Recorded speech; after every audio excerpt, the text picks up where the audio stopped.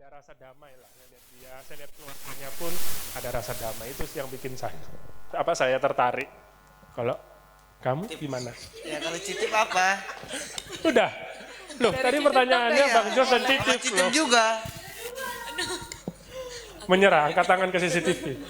Iya, nyerah dia, menyerah. Malu.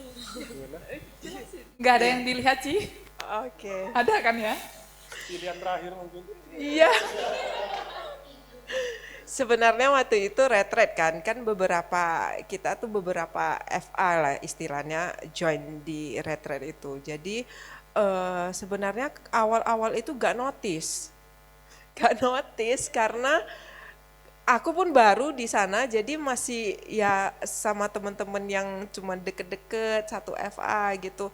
Jadi terakhir pas itulah setelah flash disk itu memang frekuensi chat ketemu itu baru meningkat, ya melihat orang ini lumayan gitu. Aneh enggak, lumayan ganteng.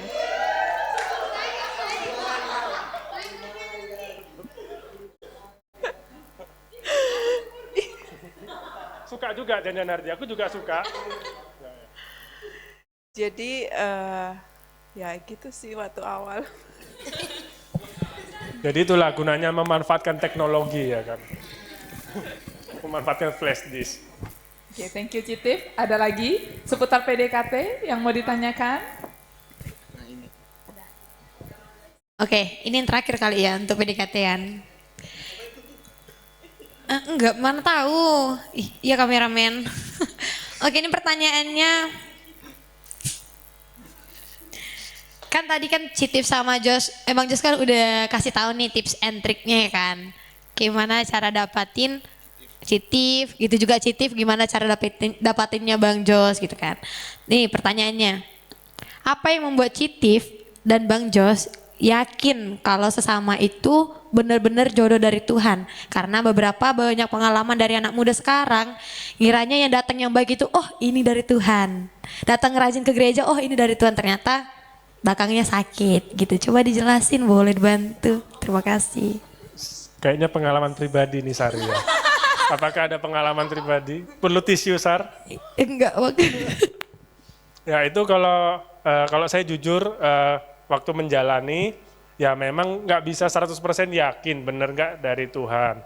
Cuman ya jalanin aja, mengalir aja. Yang penting tetap pacaran itu kami tetaplah baik-baik. Saya lihat juga dia mendukung saya pelayanan. Dia nggak menghambat saya. Saya lihat pertumbuhan rohani saya malah makin naik sejak kenal dia. Justru dia support. Waktu itu kan masih belum gereja, masih persekutuan doa ya. Apa itu namanya? Komunitas ya, komunitas. Ada Esther waktu itulah. Masih komunitas, Esther lah saksinya. Tiba-tiba dia muncul, nongol. Padahal saya nggak ngajak. Saya juga ya gimana ya, komunitas kan masih kecil, terus kan isinya anak-anak panti asuhan waktu itu. Tiba-tiba dia nongol, terus dia ikut terlibat, ikut pelayanan, ikut ibadah, mungkin terus saling bisa bahas pelayanan bareng, terus malah baru-baru kenal itu dia udah mau ikut pelayanan bareng. Jadi saya melihat mungkin inilah, tapi ya kayak kata Sari, ada juga yang sudah pelayanan bareng ternyata nggak jadi kan. Nah itu seperti apa? Nah kalau itu saya nggak bisa memberi kepastian 100% juga, cuman ya kalau saya sih jalanin aja, yang penting pacarannya tetap dalam Tuhan, nggak aneh-aneh, terus yang penting saling membangun. Kadang ada yang saling pelayanan bareng satu gereja tapi toksik. Itu kalau menurut saya ciri-ciri sih. Kenapa ini? Kok batuk ya? Batuk tiba-tiba. Batuk Pak Haji. Jadi kadang ada seolah-olah dia pelayanan kok, dari dia jodohku ini dari Tuhan, jawaban doaku dari Tuhan. Tapi kita lihat, walaupun dia pelayanan ternyata hubungannya toksik, malah iman kita nggak bertumbuh. Justru walaupun ibadah bareng, imannya sama-sama jatuh, nah itu berarti bahaya, itu nggak baik. Kalau saya pribadi waktu itu, iman saya pribadi tumbuh. Nggak tahu kalau imanmu tumbuh nggak? Nah, itu dari saya. Mau menambahkan? Cukup. Baik. Sebelah sini belum ada ya? Ibu Vera, dipersilakan. Seputar PDKT nggak ada yang nggak tertarik dengan PDKT? Langsung pacaran? Evan, ada Evan? Evan? Udah pacaran. Oke guys, jadi sebenarnya aku nggak ini ya hari ini karena kantin Kalpin aja. Jadi bunda ada. Oke Bang Jos, jadi ini pertanyaannya nggak tentang Bang Jos tapi tentang pribadi mungkin ya termasuk. Nah jadi pertanyaan itu gimana cara mengatasi? Karena aku itu orangnya kalau lihat misalnya aku nongkrong nih di warkop atau di sekolah kuliah itu kampus, ketika aku melihat orang pacaran itu aku benci kali, pengen kayak mana ya biar bubar aja dari depan mata saya gitu. Soalnya aku dari dulu gitu. Memang dari SMK pernah ada itu cewek kayak dekat sama saya. Terus aku tujuan itu tahu. Terus aku kayak benci kayak mana lah biar jauh kau gitu kan. Nah, jadi pertanyaannya kayak mana cara mengatasi itu? Soalnya aku itu istilah pacaran nggak suka, gue cinta nggak suka. Oh. Mau menjawab? Pertanyaannya agak unik ya. Jadi kalau kakakmu asli pacaran, kamu bubarin mereka. Kamu bubarkan. Udah ada pacar asli belum? Oh, udah ada yang PDKT. Jangan ditunjukin ke Evan, nanti dibubarin kali ya. Ya kalau itu gimana ya saya menjelaskannya ya. Kalau menurut saya sih kan ya tiap orang kan masing-masing. Bukan bagian kita juga untuk menghakimi orang lain. Orang lain punya hubungan, kalau kita nggak kenal, kalau mungkin teman misalnya, misal Vera atau Hardi pacaran, mungkin kita bisa ngingetin aja. Kayak misalnya kita lihat udah melewati batas, pacarannya sudah halnya kurang nggak kudus, ya itu sebagai kita anak Tuhan kita mengingatkan. Tapi kalau cuma nengok di warkop, cowok cewek makan terus kita marah, ya satu-satunya saran jaga hati, Van. Itu satu, antara kamu nggak suka orang pacaran, tuh kamu iri karena jomblo, karena kamu punya pacar. Soalnya pernah jaga hati lah kalau itu. Kecuali kamu nengok di situ ciuman, terus berbuat yang enggak, nah itu kamu marah bisa. Tapi kalau cuma sekedar ngobrol, tiba-tiba kamu naik pitam, ya itu nggak tahu lagi ya. Evan yang harus dibubarkan kalau seperti itu. Karena kemarin itu soalnya pernah duduk kan di warkop, terus di belakangku tuh seumuran aku, cuman cowoknya lebih muda dari aku lah. Terus ceweknya kayak imut serius. Terus aku bilang, Bang bisa nggak agak apa aja lah, biasa aja suara ceweknya itu, aku bilang. Tapi nanti Enggak loh, udah jauh kali, turun kali suaranya. Jadi bayi pun lebih bagus suara bayi lagi. Suara bayi ya. Iya. Ya kalau mending mana? Atau ceweknya suara cowok, bang gitu tiba-tiba kan. Terus satu lagi tadi takut Bang, kan? satu lagi kayak itu nggak normal nggak sih kalau kita itu kayak aku kan nggak suka istilah cinta-cinta atau pacaran, tapi kalau istilah teman cewek di kampus di luar aku teman cewek banyak, cuman mungkin beberapa juga ada yang ini kan kayak PDKT yang chat kan, terus kalau mereka itu aku tahu tujuan mereka itu kayak nanti ada chat Bang Evan, ayo kita kerjakan tugas terus lama-lama nanti kayak janganlah kita udah emosi aku di situ Bang. Kayak mana cara mengatasi itu normal nggak sih menurut Abang? mau menjawab? Marah kakaknya. Ya kalau ngomong kalau ya jujur ya itu harus Evan lah jaga hati. Kalau itu kayak apa ya? Ya mungkin Evan punya prinsip sendiri. Contoh Evan, aku nggak mau pacaran. Itu keputusan Evan. Misalnya pun Evan memutuskan aku nggak mau nikah, itu haknya Evan. Boleh juga Paulus pun nggak nikah kok di Alkitab, boleh nggak nikah. Malah Paulus ngomong menyarankan nggak nikah. Tapi Paulus di satu sisi dia ngomong kalau kamu mau nikah nggak apa-apa. Dia tetap respect orang yang menikah. Jadi Evan terserah prinsipnya Evan apa. Misalnya Evan nggak mau pacaran, nggak mau nikah, misalnya pun nikah nggak mau punya anak itu boleh. Tapi Evan juga harus respect keputusan orang lain. Kalau ada orang lain yang keputusannya untuk nikah, ada yang keputusannya untuk pacaran, ya Evan harus hormatin lah. Selama nggak di luar batas, kayak kataku tadi, kalau orang cuma makan, ngobrol, suaranya melengking, menunduk, ya nggak usah dikomen, biarin aja, cuek aja pasang headset udah. Soalnya itu dia di luar kapasitas kita kan, untuk menegur. Apalagi kalau nggak kenal, orang random kita tegur gitu kan jadi berantem nanti, ya jaga hati lah. Ya setiap orang kan kebebasan berpendapat ya, terserah dia mau pacaran, silakan. Oke Bang. Menurut saya ya. Thank you. Oke, di antara keenam masih ada masalah PDKT? Sebelah sini masih ada? Udah, oke. Nah, saya mau lempar lah untuk para penonton. Ini kan sesi 1 ya PDKT. Ada nggak yang mau tanya? Oke, Pak Novi dipersilahkan. Saya introvert. Bagaimana saya bisa PDKT? Saya PDKT terus bagaimana supaya tidak kena yang red flag? Saya introvert ketika saya nggak bisa ngomong nih. Saya introvert. Pasti ada duit dong. Dan bagaimana supaya nggak kena red flag gitu? Ini jadi maksudnya untuk pihak yang mau PDKT atau di PDKT ini yang introvertnya atau gimana? Oh, Oh, waduh. silakan siapa Bang Jos, Citip? Kamu kan Yang introvert boleh jawab, siapa yang introvert ini? Saya orangnya masalahnya nggak gitu introvert ya. Jadi Citip yang mungkin harusnya jawab. kurang paham juga. Tapi kalau ya mungkin tiap orang kan unik. Kalau saya kan mungkin tipe orang yang lucu-lucu ya, kayak Hardy juga. Ini kan ekstrovert. Ya nggak sih? Saya Hardy ini kan mirip-mirip lah ya, ekstrovert.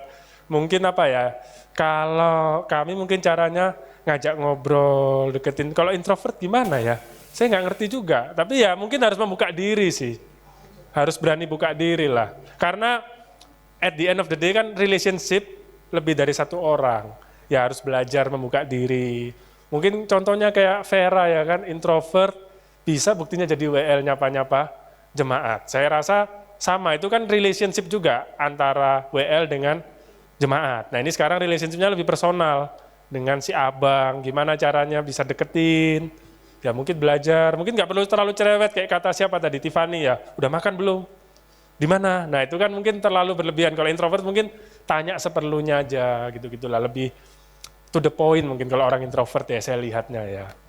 Mungkin mau menambahkan? Tapi percayalah Tuhan itu luar biasa. Dia selalu memasangkan kita itu sama seseorang yang lawanan sama kita. Contohnya saya melihat banyak kayak orang tua saya sendiri. Mama saya itu tipe yang kalem, yang diem. Tetapi papa saya yang ekstrovert banget, yang bisa ngelit. Nah, balik lagi ke saya juga seseorang yang introvert. Bang Jos itu ekstrovert banget. Percayalah ketika memang he is the one or she is the one diperkan sama Tuhan itu, otomatis satu pihak itu akan mengulik dari pasangannya gitu. Misalnya saya yang diem, kalau misalnya memang dia jodoh saya, Tuhan itu akan ada caranya di mana dia akan mengulik sampai ya otomatis kita tuh bisa ngeluarkan unek-unek kita bisa mengeluarkan pandangan kita sama orang tersebut. Makanya bagi orang introvert itu memang tidak gampang. Caranya spesifik gimana, gak ada spesifik yang harus gini, enggak.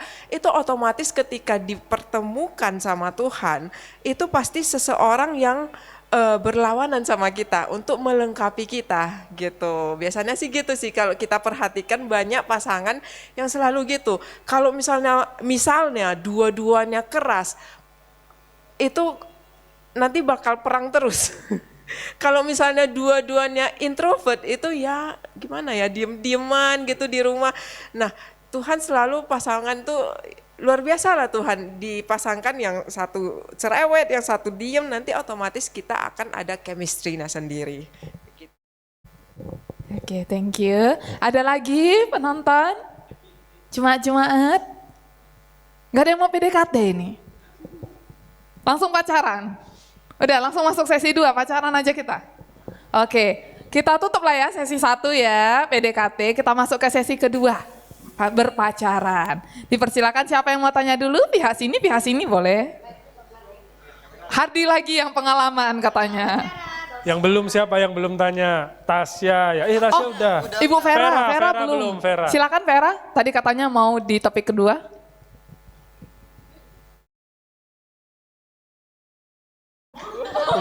Sudah.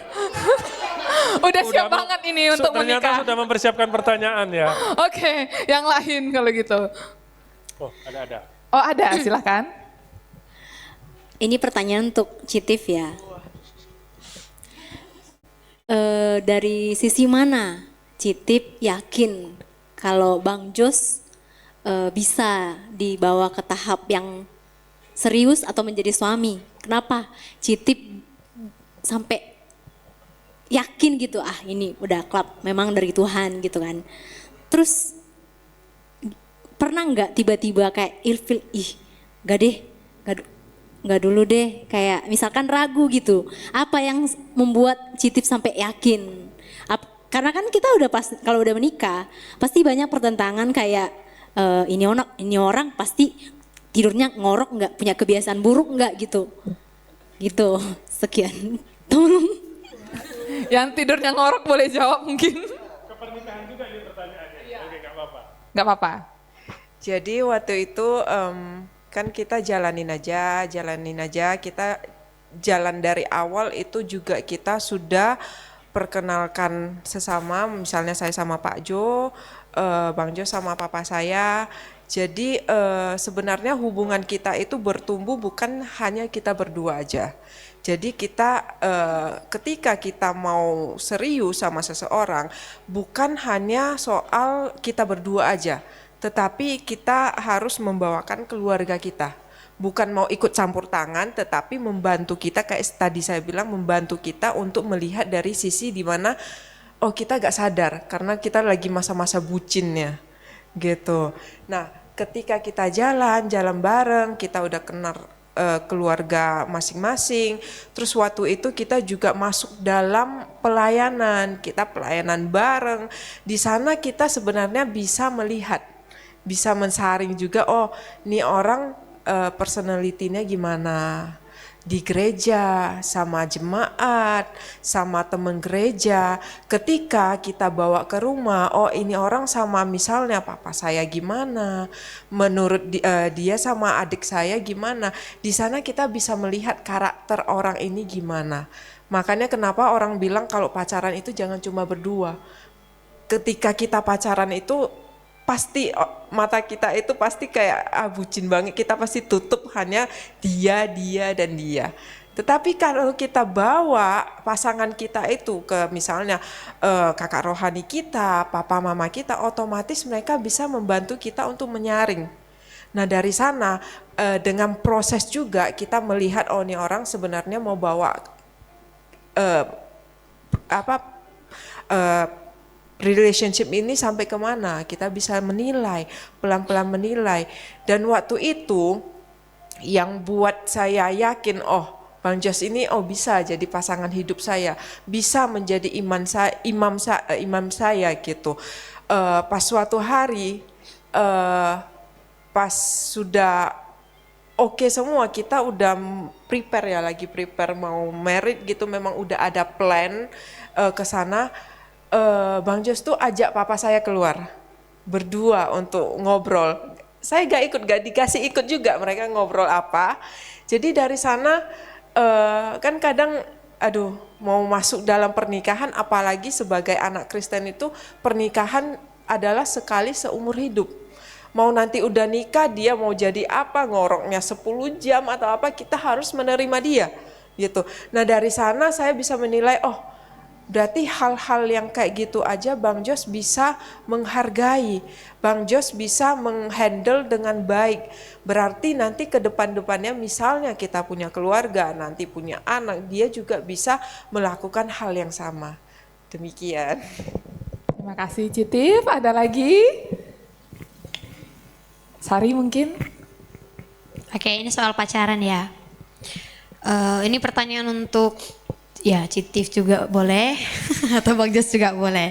Pertanyaannya gini, Citif dan Bang Jos itu tipe yang posesif enggak?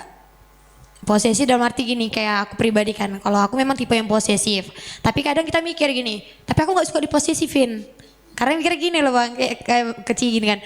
Kalau misalnya mikir ini masih pacaran nih, kok udah diposesifin gitu.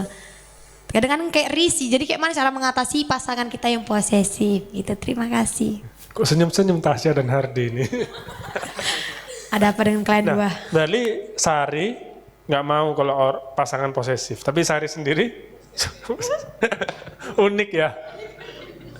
Kenapa Pak kameramen? Nah, kalau saya nggak pernah menilai diri sendiri sih. Posesif nggak ya?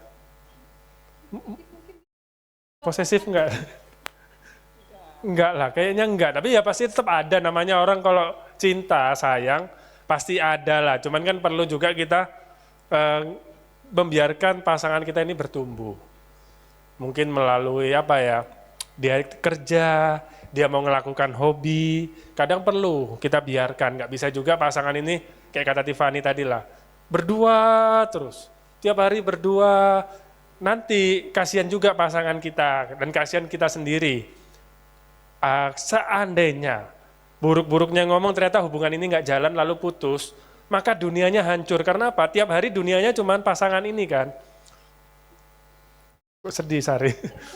Iya. Tapi kalau kita bisa membiarkan pasangan kita ini tumbuh dengan mungkin teman-temannya, kita pun bisa tumbuh walaupun tetap ya saling menghargai satu sama lain.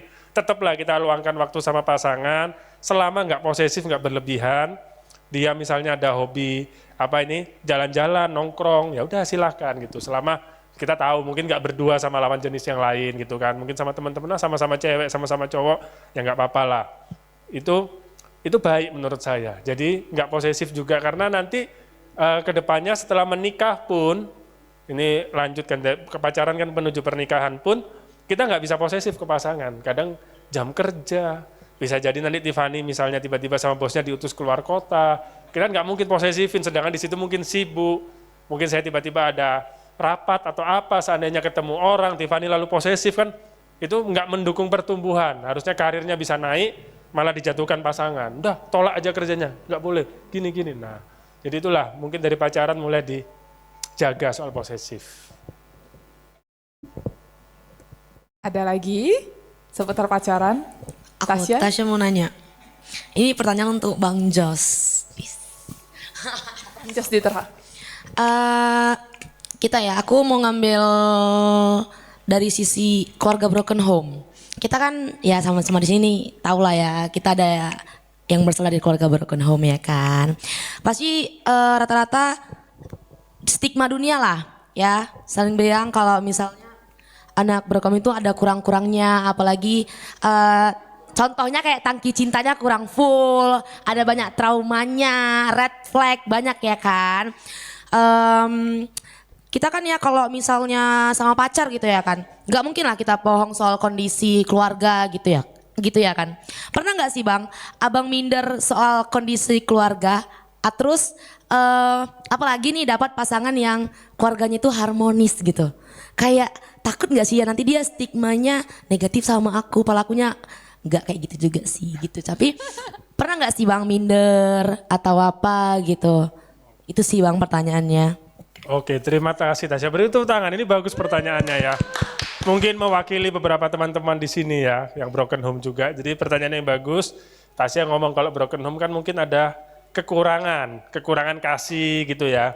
Jadinya mungkin haus akan kasih gitu, jadi gampang jatuh cinta. Cara mengatasi itu gitu ya maksudnya tadi?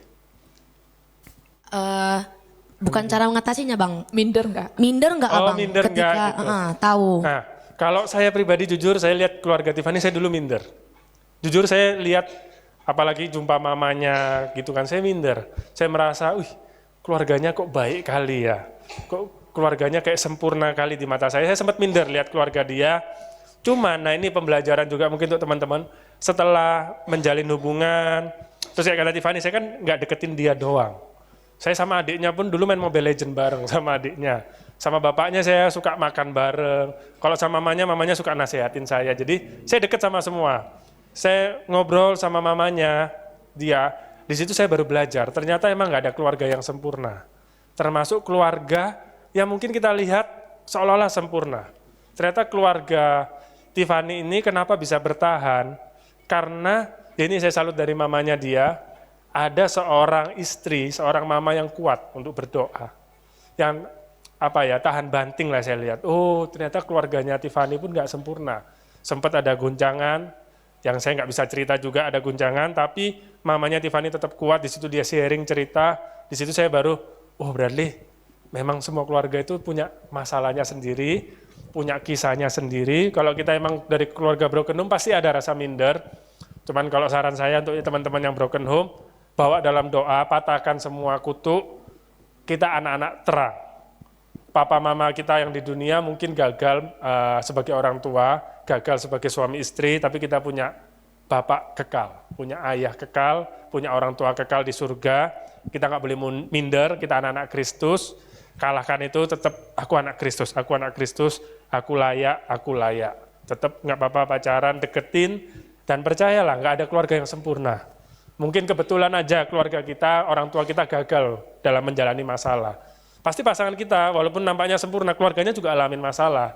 Mungkin outputnya aja yang beda. Mau menambahkan mungkin? Luar biasa sekali. Ada lagi para panelis? Tasya mungkin mau tanya lagi tadi? Boleh, dipersilakan kalau mau tur. Kurang puas atau tanyaan lanjutan, pertanyaan lanjutan? Masih ada yang mengganjal? Udah puas sih. Udah sama puas ya? jawabannya. Dan sebelah sini ada. Cek. Oke. Nah, jadi sebelumnya dulu minta maaf ya karena pertanyaan pertama saya tadi nggak tahu aku topiknya apa. Serius. Oke, dimaafkan. Makanya tadi agak lari dia kan. Aku pun rupanya Apa yang penting tentang untuk PDKT rupanya. PDKT pacaran. Baru ini pacaran ya? Iya. Oke. Nah, biar nggak lari lagi topiknya kan. Nah, jadi Bang Jos sama Citif juga boleh nanti jawab dua-duanya. Jadi sebagai orang tua, mungkin juga nanti ketika saya menjadi orang tua pasti ada namanya mempunyai anak seperti Bang Jos yang sekarang. Kalau istilah anak laki-laki udahlah nggak apa-apa itu mau terbang kemana pun itu nggak apa-apa. Jadi ini kita contoh nih, Bang Jos udah mempunyai anak cewek, terus pasti nggak selama-lamanya di samping abang ya kan? Ada istilah nanti kuliah, terus PKL, terus misalnya bagaimana nanti seketika anak Bang Jos ini pacaran, terus aku mau nanya bagaimana perasaan Bang Jos dan sikap Bang Jos yang harus lakukan ketika nih Bang Jos tahu kalau anaknya ini pacaran. Kalau laki-laki nggak apa-apa Bang, aman itu.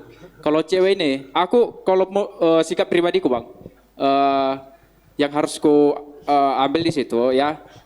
Mungkin kalau anakku ini pacaran, terus jauh di sampingku kayak di seberang laut kayak kan beda kota, beda negeri lagi itu paling parah itu Bang.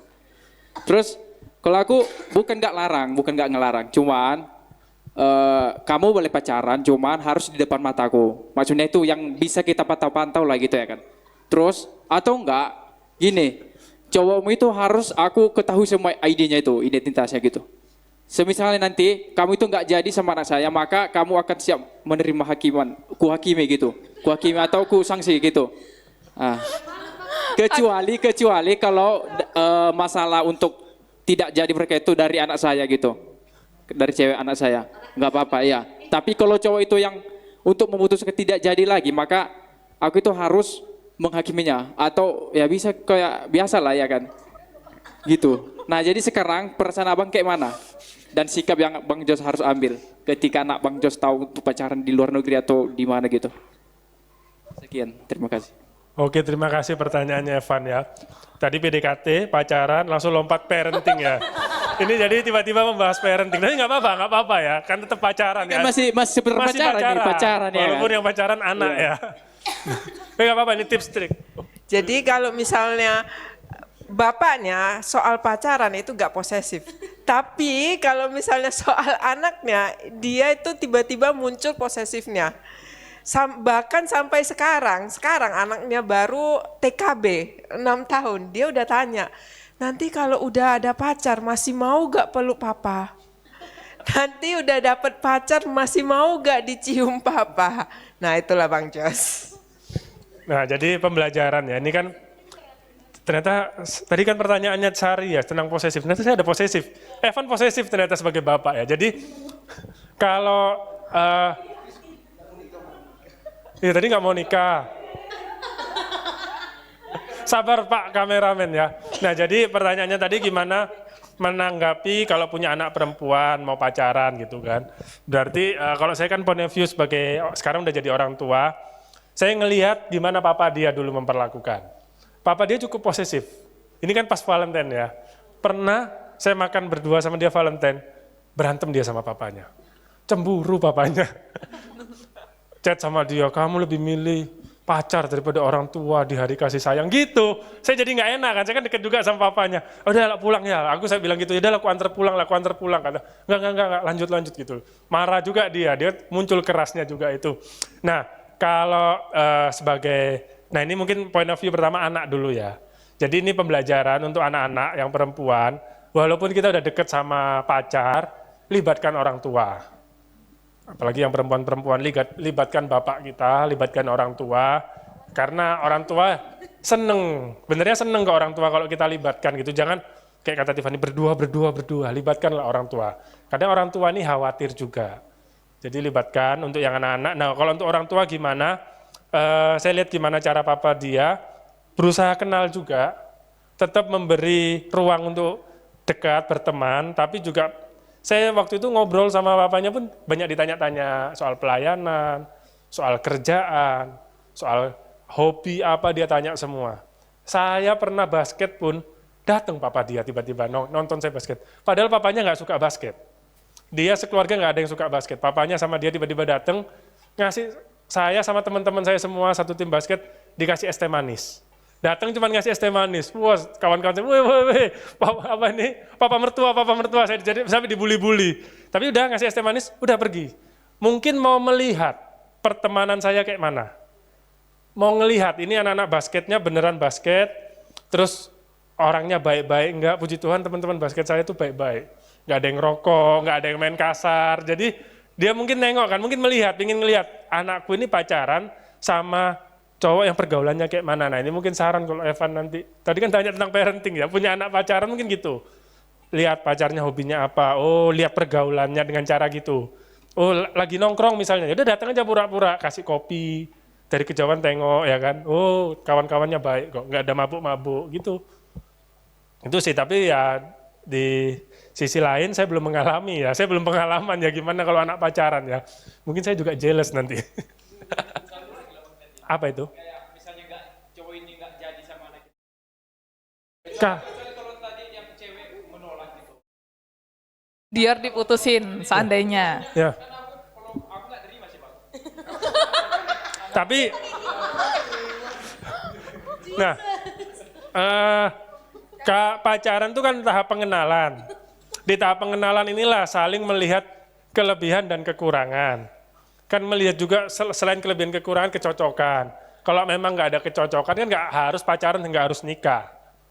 Jadi ya kalau anak kita putus, paling ingatkan, putus baik-baik. Sebagai orang tua kita ngomong ke anak kita, kamu putus tetap berteman, baik-baik. Jangan berantem, tetap baik-baik. Dulu papanya pun ngomong gitu, kalau kalian pun nanti nggak jodoh putus, kalian harus baik-baik putus. Saya titip anak saya nanti balikkan, tahu. Jadi sebagai orang tua kita memang tegas. Jadi nanti misalnya anaknya Evan, misalnya Evan nikah ya Pak Novi ya, Evan nikah punya anak, ya Evan ajak omong si anak laki-laki ini nggak usah terlalu diintimidasi ya, kasihan anak orang kan, ngomong baik-baik. Kamu sama anak saya berteman boleh, tapi nanti ada masalah, kalaupun harus putus, putuslah dengan baik-baik. Jangan berantem. Jadi hubungan nggak harus nikah. Kalaupun pacaran ternyata nggak cocok, justru dipaksakan ke pernikahan, justru kasihan anak cewek kita lah. Masa depannya puluhan tahun. Jadi ya nggak apa-apa, itu tahap pengenalan. Kenapa? Taruh.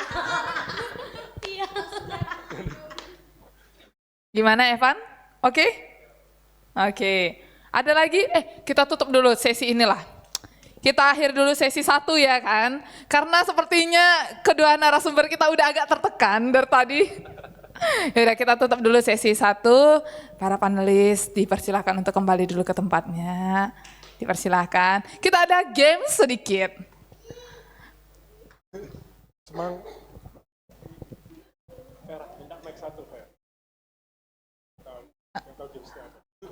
Nah, di sini kita akan menguji apakah kedua pembicara kita, narasumber kita ini benar-benar pasangan yang romantis yang kita lihat.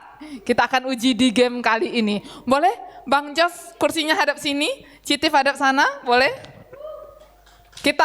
Ini sudah pernah kita lakukan untuk Bapak dan Ibu Gembala kita. Jadi karena ini narasumbernya berbeda, kita lakukan juga, kita tes, bener nggak mereka romantis. Jadi, mana handphone saya?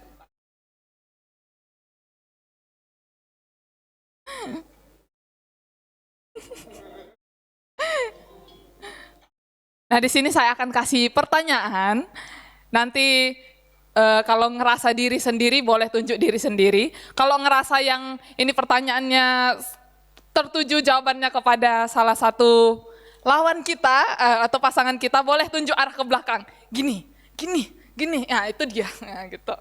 Oke, kita mulai dari pertanyaan pertama. Jeng, jeng, jeng, jeng. Pertanyaan pertama adalah, siapa nih yang suka atau naksir duluan waktu pacaran? Oke, udah tahu ya. Untuk yang pertanyaan kedua, siapa nih yang paling bucin pas pacaran? Oh, sama-sama bucin ternyata.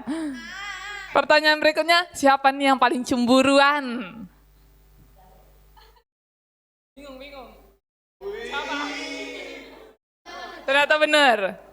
Oke. Yang keempat, siapa yang inisiatif minta maaf duluan kalau misalnya berantem? Oh, saling memuji ya, luar biasa. Pertanyaan berikutnya, siapa yang paling lucu? Bang Jos yang paling imut ya berarti. Pertanyaan berikutnya, siapa yang paling romantis? Oh, yalah nggak pernah nembak ya, nggak romantis. Pertanyaan berikutnya, siapa yang paling rajin bersih-bersih? Oke. Berikutnya, siapa yang paling boros? Siapa nih yang paling boros? Oh, dua-dua sama ya, berfoya-foya hobinya. Oke. Pertanyaan berikutnya, siapa yang paling banyak makannya? Sudah jelas. Dan pertanyaan terakhir, siapa yang paling sayang keluarga? Oh, luar biasa. Tepuk tangan untuk keduanya. Boleh kembali lagi ke tempatnya para panelis. Kita akan mulai sesi 2 kita. Mana para panelis saya ini?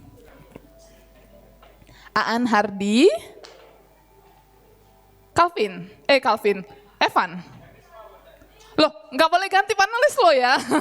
Ini gimana ini? Oke, kita masuk sesi 2. Ini masih sesi pacaran ya. Sesi 2 adalah masih sesi pacaran dan nanti lanjut ke sesi pernikahan. Untuk sesi pacaran masih ada yang mau ditanyakan teman-teman? Para panelis? Hardi kayaknya nih. Oh, bener kan Hardi? Silakan Hardi. Ya, ini topik yang sangat unik ya, sangat menarik lah. Menarik banget. Jadi ternyata Citip cemburuan ya. Jadi ini Bang Jos sama Citip, cemburu itu tanda sayang atau tanda tidak dewasa? Oh, dalam. Silahkan dijawab. Iya. Itu aja? Iya. Oke, beri tepuk tangan. Bagus sekali pertanyaan. Kayaknya terakhir aja nih pacaran ya, habis itu Ada satu pernikahan. lagi, Bang. Oh, ada lagi. Masih ada lagi. Karena udah malam. Bang Oke, Jos nggak apa-apa. panelis. Padahal saya mau kabur nih, udah. Oke, nggak apa-apa. Jadi cemburu tanda sayang atau tidak dewasa. Kalau menurut saya ya, secara Alkitab, cemburu itu tanda cinta. Oh. Karena Tuhan pun Tuhan yang cemburu. Nggak mungkin kan saya ngomong Tuhan nggak dewasa ya kan. Kecuali ayat itu nggak ada, saya berani ngomong. Tapi yang penting nggak berlebihan. Itu tadilah masuk kayak poinnya Sari tentang posesif. Cemburu, posesif ini kan satu paket. Cemburu itu wajar. Kalau seandainya istri pacar kita sama cowok lain terus kita nggak cemburu, justru harus dipertanyakan. Bener nggak kita sayang sama dia? Namanya kayak contoh lah, saya tadi Evan juga tanya soal sama anak cewek. Saya belum apa-apa aja udah, kamu gede masih mau nggak sama Dedi gini kan? Itu anda cemburu karena saya sayang sama Dior. Kayak papanya dulu, saya Valentine sama dia makan berdua, papanya marah-marah. Apakah mungkin di satu sisi ada sisi nggak dewasanya ya sebagai bapak, walaupun udah tua ada sisi nggak dewasanya, tapi di sisi lain itu nunjukkan dia sayang sama anaknya. Ada cowok deketin cemburu, kayak Evan tadi, oh nggak terima aku kalau anakku, nah itu rasa sayang. Jadi cemburu itu ya bukti cinta, yang penting nggak berlebihan. Kalau sampai kita nggak mengontrol, cemburunya berlebihan menuju posesif, itu yang nggak dewasa. Oke, Hardi. Dan Aman? satu lagi Bang, Iya, silakan. Bang Jos sama Citip nih, menurut berdua, boleh nggak mantan itu jadi teman? Oh, tadi. Nah, Mungkin kamu yang jawab. ya udah Citip aja.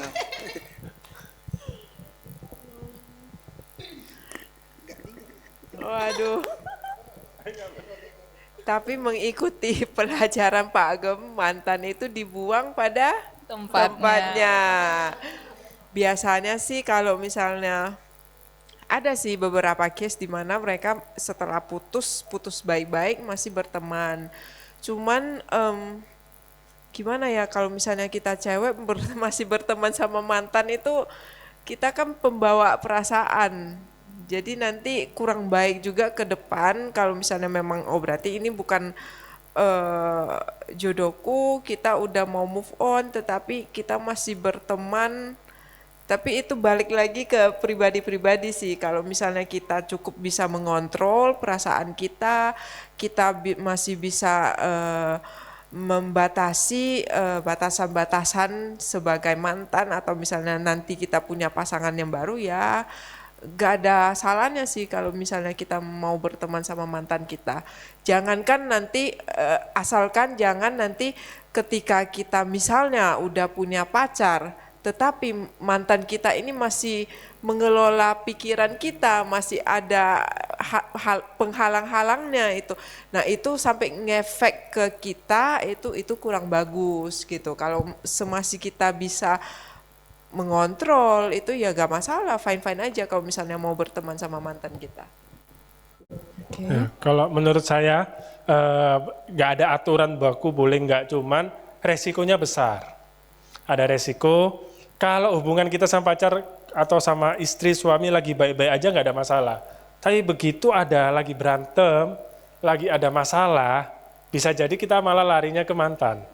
Itu kayak jadi tempat jawaban kita seolah-olah, oh kamu nggak bagus, lebih bagus yang ini. Kita membandingkan. Jadi ya mungkin kalau misalnya memang satu kantor atau satu gereja tetap berteman nggak apa-apa, tapi ya dibatasin. Misal satu kampus, mantan kita ternyata satu kelas di kuliah atau satu gereja, ya sudah gimana lagi kan ya tetap harus berteman. Tapi jaga hati, nggak usah lagi kayak curhat-curhat, cerita pacarku gini, seolah-olah jangan terlalu dekat lah. Tetap ada batasannya. Enggak ya Hardi ya, tetap ada batasannya, jangan curhat, itu bahaya. Kalau memang beda pergaulannya jauh mungkin bisa kita, tapi kadang kan satu gereja, kayak satu kampung, satu sekolah, itu kan yang agak susah, tetap harus berteman. Ya kita yang jaga jarak, itu aja sih. Oke, thank you. Udah ya, kita tutup sesi pacaran ini ya. Oh, ada lagi? Ibu Vera silakan.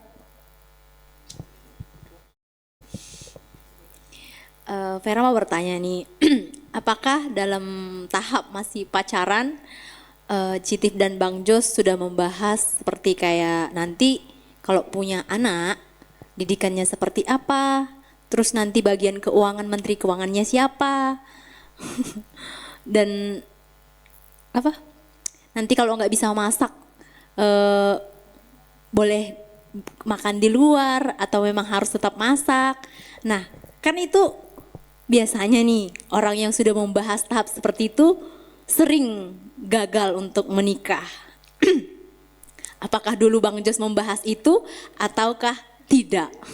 Seperti itu. Oke, terima kasih. Jadi ini masuk ke pernikahan juga aslinya ya. Jadi waktu pacaran awal nggak ada bahas itu. Tapi begitu udah serius mau menjelang pernikahan, ada emang pembahasan.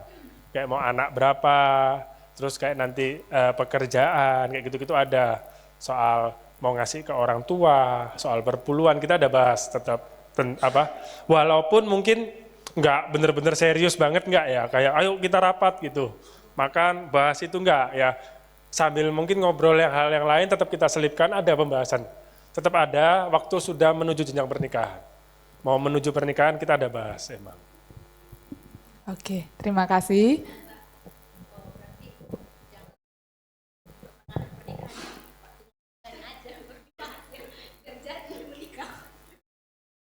kebanyakan udah bahas masa depan nih, padahal masih belum di tahap mau masuk menikah, ujung-ujungnya gagal. Ya kalau kenapa Dinda kok ketawanya gitu sambil lirik-lirik.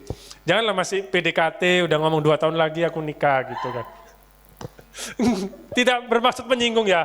Ini semuanya cerita fiktif. Kalau ada kemiripan cerita, kalau ada kesamaan cerita mohon maaf nih kisah fiktif. Jangan tiba-tiba baru PDKT 2 tahun lagi nikah. Oke bang gitu ya kan. Kalau udah serius baru dibahas lah. Janganlah anak orang kita PHP-in ya kan. Oke, gimana Ibu Vera? Cukup atau ada lagi? Atau Vera udah masuk pembahasan itu jangan-jangan. Oh udah masuk ya. Oke. Ada yang mau tanya tuh penonton. Sesi 2 ada yang mau tanya? Boleh, boleh? Oh ada Grace, Oh, ada ada Dinda. 2 orang. Silahkan. Yakin juga ya? Enggak? Ada 3. Oh. Aku mau tanya Citif. Citif, aku kan juga orangnya agak posesif ya, agak cemburuan gitu. Terus gimana caranya supaya kita selalu positive thinking atau membangun kepercayaan sama pasangan kita yang kayaknya Bang Jos juga cukup friendly nggak sih? Kalau kita punya pasangan yang friendly gitu. Tadi kan bahas juga kan kita harus kasih dia space untuk bertumbuh gitu kan. Tapi gimana caranya supaya kita tetap positive thinking waktu kita kasih dia space itu tuh ya dia memang untuk bertumbuh gitu loh. Bukan nanti dia sama siapa ya di sana dia main dia di sana dia gitu-gitu. Gimana caranya ya? Ya, dipersilakan Citif. Memang bagi seorang posesif itu pikirannya bisa kemana-mana. Nanti dia bilang, oh ke basket nanti pikiran kita sampai kemana-mana. Nah itu fungsinya di mana kita harus komunikasi. Nah di komunikasi itu kita bisa melihat, ini orang tuh sebenarnya dia tuh gimana caranya untuk meng-assure kita tuh dia sebenarnya gak ada apa-apanya. Gitu.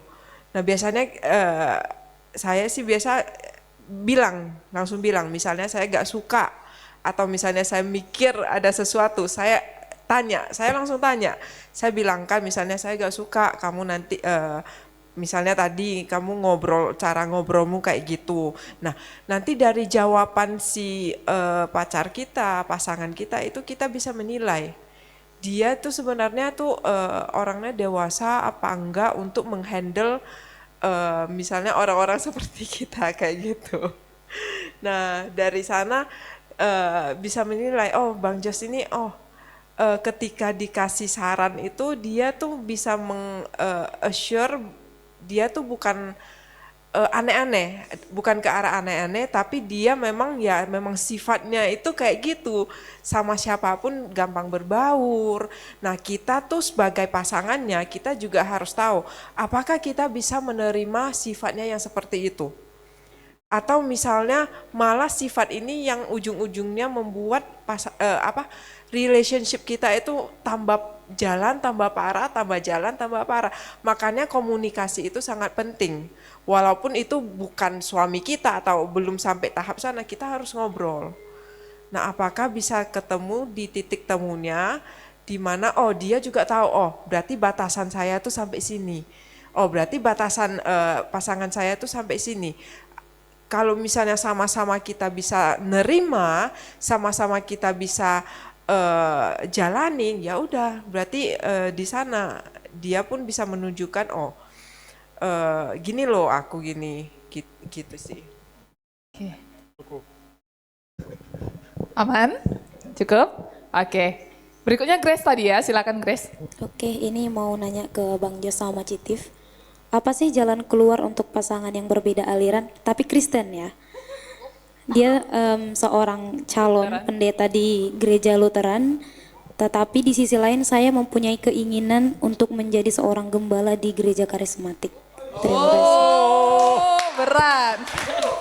Mungkin ini yang lebih cocok menjawab Pak Gem ya aslinya ya. Pas kali Pak Gem di sini. Aduh, pertanyaan yang cukup berat ya. Itu aja Grace. Terima kasih untuk pertanyaannya. Jadi Grace bercita-cita jadi ibu gembala ya. Tapi yang karismatik. Nah kalau itu perlu dibicarakan, dikomunikasikan, ya harus ada titik temu kayak kata Tiffany kan. Mungkin Si cowok ke gereja A, si Chris ke gereja B. Ya semua sama-sama untuk Tuhan Yesus. Kita nggak bisa menghakimi, oh gereja ini lebih baik. Kalau di mata saya, selama Tuhannya Yesus itu nggak masalah. Cuman soal aliran ini kan gimana kita bertumbuh. Grace mungkin bisa tumbuhnya di karismatik, di gereja yang seperti Betani ini kan. Ya bicarakan, abang gitu, atau apa manggilnya ya, sayang gitu. Saya tumbuhnya di gereja gini loh, dari kecil.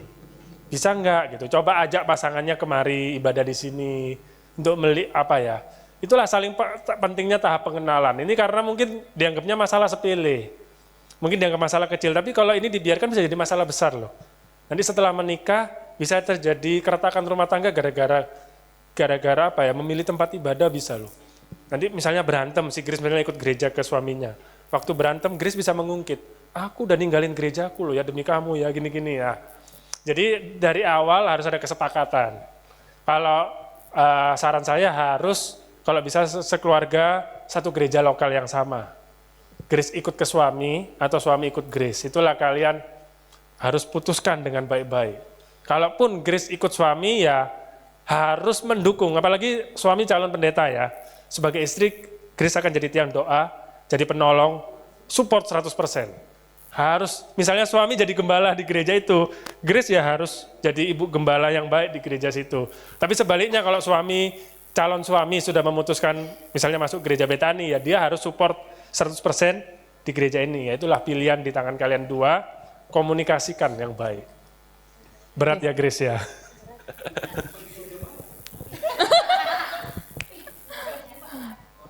Aman Grace? Oke aman. Berikutnya tadi yakin silahkan. Mungkin yakin. nanti bisa lanjut sesi sama Pak Gem ya, personal sama Pak Gem. Yakin ada pertanyaan? Oh. Silakan. Nah ini aku bertanya sama Bang Jos ya. Bang Jos. Pas Bang Jos dulu pas PDKT itu mending kerja seharian atau nggak main HP seharian? Gitu aja. Iya komunikasinya. Gimana? Mending nggak atau main HP seharian?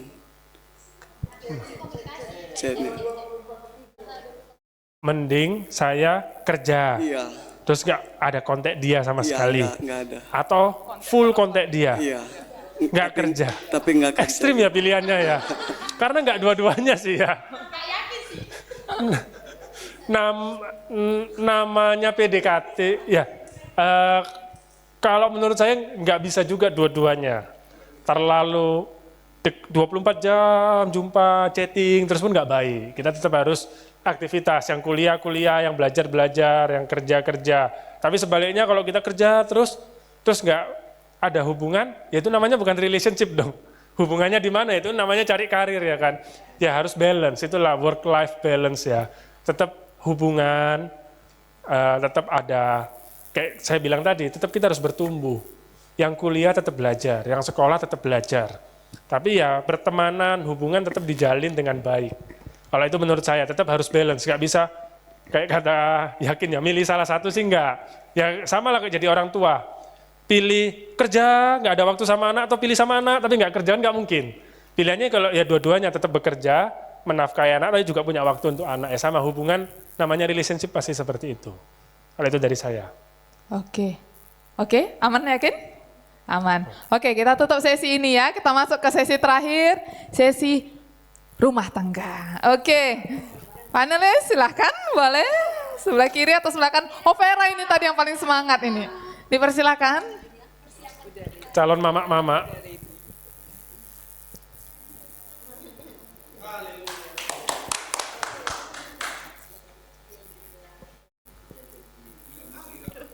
Persiapannya mateng banget. Silahkan.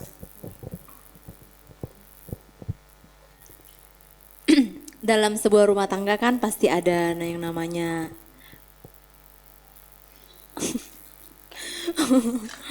ada yang namanya kepala dan ada yang namanya tak bilang aja lah, dalam sebuah perahu pasti ada kapten dan ada krunya. Dan ketika pada saat gelora datang menerpa, tugasnya Bang Jos itu ngapain aja, atau tugasnya Citif ngapain aja, terus gimana tanggapannya Citif Kalau misalkan kayak takut gak sih kayak apa sih nyesal banget dulu nih mau milih Bang Jos. Ini kaptennya nggak bener. Terus Sabar, jangan berantem. apakah kayak misalkan kita sebagai perempuan cukup hanya membantu dengan doa atau melakukan peran yang memang harus yang seharusnya, tipsnya apa? Ya. Silakan, mulai dari nakoda dulu. Oke, terima kasih Vera, pertanyaannya bagus sekali ya. Pusing ya Pak Novi, tapi nggak bagus, intinya bagus. Kayak ini sangat alkitabiah pertanyaannya, gimana kepala dan bukan ekor lah ya, dan penolong ya, pemimpin dan penolong menjalankan peran. Kalau ada masalah kata Vera, peran apa yang kita ambil gitu kan. Contohnya lagi ada problem nih yang harus diselesaikan. Sebagai pemimpin, nah ini Vera juga tips kalau mencari suami, carilah orang yang bisa memimpin. Contohnya itu memimpin itu gimana? Kita lihat saat ada masalah, si cowok kita ini bakal bawa kita kemana? Makin dekat ke Tuhan atau malah jauh? Itu kepemimpinan juga, itu bisa dilihat. Oh ada masalah, ayo kita doa puasa. Oh ada masalah, ini kepemimpinan tuh dalam hal-hal seperti ini juga. Seorang suami harus bisa membangkitkan iman istri dan anak-anaknya, itu suami yang bagus. Oh lagi ada problem, ayo kita ke gereja. Jangan sampai ketemu laki-laki percuma gereja. Toh masalahku nggak selesai, aku udah doa nggak dijawab Tuhan. Nah itu contoh sebagai pemimpin, kita harus lihat sebagai suami, ini untuk yang cowok-cowok, ambil peran itu. Kita sebagai pemimpin yang nomor satu, kepemimpinan apa yang harus kita bawa nomor satu? Tuhan Yesus sebagai pusat. Suami mungkin nggak boleh diktator, ya tetap harus demokrasi, tapi dalam hal iman, suami harus diktator. Dalam hal pelayanan, dalam hal ibadah, sebagai bapak, sebagai suami harus diktator. Nggak ada ruangan untuk negosiasi. Pelayanan harus pelayanan, ibadah harus ibadah. Nah itu contoh kepemimpinan. Saat ada masalah, ya suami harus bisa ambil keputusan. Harus seperti apa? Kita harus gimana ambil keputusan, itu peran suami. Nah kalau peran istri penolong, apakah penolong itu pasif? Nah ini sering salah juga. Enggak, penolong itu, Pak Agem dulu pernah khotbah, perempuan itu instingnya kuat. Kalau laki-laki itu kadang egonya tinggi, dia emang logika, laki-laki mungkin lebih logika kan, jalan logikanya, tapi dalam satu hal, kadang bisa nafsu. Nafsu ini bukan hal yang nafsu tentang seks ya, tapi nafsu misalnya ada pekerjaan, makanya laki-laki bisa kena tipu. Nah itulah peran istri sebagai penolong. Kadang ini wanita itu bisa punya insting, kayaknya ini nggak beres lah, kayaknya ini terlalu menggiurkan, ini bahaya. Misalnya mau diajak kerja sama bisnis, kayaknya orang ini mencurigakan. Nah itulah sebagai istri insting kita pakai. Enggak, jangan lanjutin, itu kayaknya nggak bagus orang itu. Jangan connect sama dia, jangan bisnis sama dia, bahaya. Itulah tugas istri. Terus tiang doa, doakan, itu peran istri. Jadi tiang doa yang kuat, makanya cewek-cewek, gereja kita doa puasa, kalian harus doa puasa, amin. Jadi tiang doa yang kuat, doa terus, support suami. Dan ya itu penting peran ambil masing-masing. At the end of the day, suami yang ambil keputusan, sebagai istri kita harus respect, kita bisa mengingatkan sebagai penolong, kita bisa memberi masukan, tapi tetap suami yang ambil keputusan, ya kita ikutin. Itu. Tapi kalau kecuali suaminya memutuskan murtad ya, suaminya memutuskan ya gereja enggak, tetap istri harus, itulah tiang doa tadi, tetap harus ibadah, tetap harus ke gereja. Itu enggak ada negosiasi dalam hal itu. Walaupun suami kita pemimpin, ya pemimpin tertinggi tetap Yesus, tetap harus ibadah. Nah itu kalau dari saya. Mungkin mau menambahkan Tiffany? Kalau misalnya dari pihak cewek, biasanya cewek tuh biasa bisa lebih multitasking daripada cowok. Nah kalau misalnya kita udah bahas dalam rumah tangga, kadang tuh mungkin kita merasa, kita bisa nih ambil keputusan. Aku nanti buat ini. Kadang kita cewek tuh suka over, melebihi pasangan, melebihi imam kita. Nah, kita harus jaga di sana. Kita harus menjaga jangan sampai peran kita itu terswitch. Kadang cewek bisa gitu, karena kita tuh memang ya dikasih Tuhan talenta bisa multitasking, tetapi bukan dalam hal kalau misalnya dalam keluarga ada masalah, keluarga ada badai, itu jangan melebihi hikmat kebijaksanaan dari imam kita. Kita harus kontrol itu. Kita harus, makanya kenapa kita dikasih nama sebagai penolong, pendoa. Ya kita harus doakan imam kita itu, berikan dia ruang untuk berkembang agar dia punya hikmat untuk menjadi nakoda yang baik untuk keluarga kita. Nah seringkali saya begitu dan seringkali saya ditegur soal itu. Nah karena gitu cewek itu bisa multitasking. Karena kita bisa melihat, oh nanti ke depannya saya mau gini, gini, step saya sudah ada. Tetapi mungkin bisa jadi pasangan kita stepnya berbeda sama kita. Itu gak masuk dalam plan kita, maybe ya. Misalnya contoh, kita melihat, kok dia jalannya kayak gitu sih, kan seharusnya kayak gini, udah selesai gitu. Nah kita jangan sesekali melebihi pasangan kita. Kita harus menjaga itu. Mungkin kita punya talenta di sana, kita punya talenta bisa menghandle semua, tetapi itu bukan ranah kita. Kita kadang harus melepas sedikit agar imam kita itu bisa membawa kita. Mungkin kadang plan kita itu salah sebenarnya. Makanya kita harus komunikasi, tetap harus kasih kepemimpinan itu di dalam tangan iman kita agar dia yang membawa nakoda perahu itu. Gak mungkin satu perahu itu bakal ada 2 nakoda, gak bisa. Bakal ribut, bakal tambah hancur. Nanti satu arah mau ke sini, satu arah mau ke sana, gak bisa.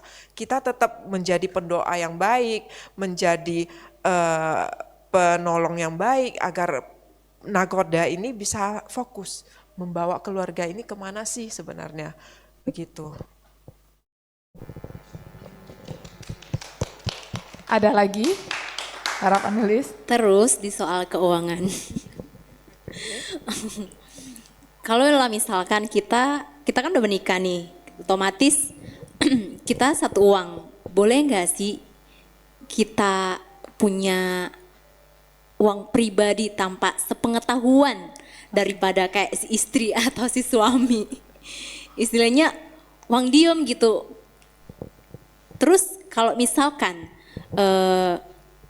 kita punya saudara, siapa yang diwakilkan untuk memberi, kayak misalkan lah keluarga Bang Jos lah misalkan, kayak misalkan ada yang minta bantuan gitu, siapa yang akan memberi dan keluarganya si pihak Citif juga siapa yang memberi gitu, apakah harus saling tahu ataukah boleh diam-diaman? Oke. Silakan. Pertanyaan yang bagus sekali ini ya. Kalau soal keuangan, boleh nggak punya uang pribadi masing-masing ya? Kalau ini di Alkitab nggak ditulis. Jadi ini perspektif orang beda-beda. Benernya sih tiap orang punya cara masing-masing. Ada juga orang yang pisah rekening, pisah keuangan. Suami punya rekening sendiri, istri punya rekening sendiri itu ada. Dan sampai meninggal tetap gitu ada juga. Cuman kalau menurut saya pribadi, saya nggak sarankan itu. Saya sarankan ya kita 2 sudah menjadi 1, ya nggak hanya dalam hal rumah jadi 1, nggak hanya dalam hal mobil jadi 1, sepeda motor jadi 1, tapi kekayaan, keuangan pun kalau bisa jadi 1. Udah suami istri kan 2 menjadi 1, ya jadi 1 termasuk dalam hal keuangan. Kalau bisa ya jangan ada yang disembunyikan, karena itu bahaya juga, itu bisa jadi perpecahan. Kalau sampai ketahuan, bisa berantem. Terus tadi soal memberi ke keluarga ya. Nah ini juga sering jadi masalah, suami istri sering berantem gara-gara ini. Yang kita berikan ini adalah uang pribadi kita gitu. Dan si istri pun nggak tahu kalau ini kita ada punya tabungan gitu. Pertanyaannya boleh atau enggak atau gimana ini? Itu gimana gitu? Kak, nah ini kalau saya tadi kan saranin uang tetap jadi 1, semua suami istri saling tahu keuangan. Itu juga mencegah hal ini. Karena ini bisa jadi berantem, jadi mau memberi ke keluarga pun harus pasangan kita tahu. Vera nanti mau memberi karena firman Tuhan ngomong, akan meninggalkan ayah ibunya dan menjadi 1. Artinya apa? Kita udah jadi satu sama pasangan kita. Vera nanti sudah nikah sama suami, utamanya Vera ini bukan saya mengajarkan durhaka ya. Vera adalah pasangannya suaminya Vera. Si suaminya Vera itu pasangannya Vera, sehidup dan semati. Apakah artinya nggak memelihara orang tua? Tetap pelihara. Itulah perlu juga dari awal ada pembicaraan. Dibicarakan sebelum nikah, nanti gimana? Boleh nggak aku bantu saudaraku? Sebaliknya Vera pun harus bisa jawab, boleh nggak dia bantu keluarganya? Nah itu suami istri harus saling tahu, sembunyi-sembunyi nggak boleh. Itu nggak boleh, itu pantang. Karena apa? Kalau udah sembunyi-sembunyi, begitu ketahuan, perang dunia. Nanti dan nggak enaknya, nanti berantemnya nggak sama kita doang. Bisa suami kita atau istri kita berantem sama keluarga kita. Gara-gara kita memberi tanpa pengetahuan dia. Jadi kalau menurut saya, saran saya harus saling tahu. Harus saling tahu, dan kalau emang ekonomi nggak memungkinkan, terus suami kita ngomong nggak usah, ya kita harus nurut nggak usah. Istri kita ngomong nggak usah, ya udah. Itulah dua menjadi satu, ya udah keputusan bersama, termasuk dalam hal menolong keluarga. Oke, gimana Saudari Vera? Aman? Oke. Ada lagi atau biar kita tutup? Oh, satu lagi silakan. Oke, ini mungkin terakhir. Jam berapa ya kan? Sisi sini nggak ada yang tanya nih tentang pernikahan nih. Ada. Nah, Bang Jos, Dua lagi lah ya.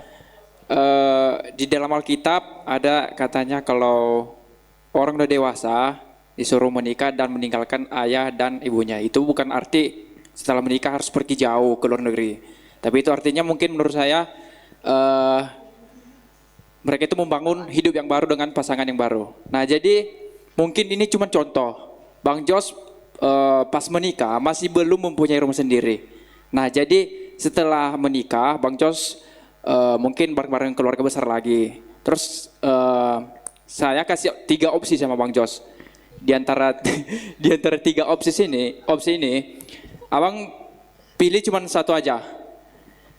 Saya kasih opsinya, 1 kasih, terus ekonomi dan tempat tinggal sendiri atau rumah sendiri. Nah jadi setelah menikah, abang lebih mengutamakan yang mana? Kasih atau ekonomi atau mempunyai tempat tinggal sendiri gitu? Lebih mengutamakan mana? Cuman pilih satu. Iya. Ya kasih lah, pasti kasih. Tapi ya yang 2 nggak bisa ditinggalkan juga sih. Ya pasti kasih jawabannya. Kalau cuma pilih 1 pasti kasih. Karena ujung dari kasih otomatis karena saya mengasihi, ya saya akan berusaha memperbaiki ekonomi. Karena saya mengasihi ya berusaha memberi tempat tinggal yang layak. Itu buah dari kasih kalau menurut saya. Jadi kalau cuma pilih 1 ya pilih kasih. Karena kalau kita udah punya kasih otomatis yang lain itu nanti ngikut. Oke, thank you. Ada lagi pertanyaan sebelum ditutup? Oke, aman. Kita tutup ini ya. Oke. Karena sudah jam segini, seru banget pertanyaan ini ternyata ya. Applause. Kayaknya udah bisa diulang-ulang lagi nih. Nah, oke, karena sudah mengingat jam, sudah jam segini dan kita semua berpuasa, kita tutup acara kita tutup sesi hari ini. Jadi mari beri aplaus kepada para panelis dan pembicara kita. Terima kasih, boleh sama-sama kembali ke tempatnya masing-masing. Kita lanjutkan acara kita, dipersilahkan kepada Bapak WL.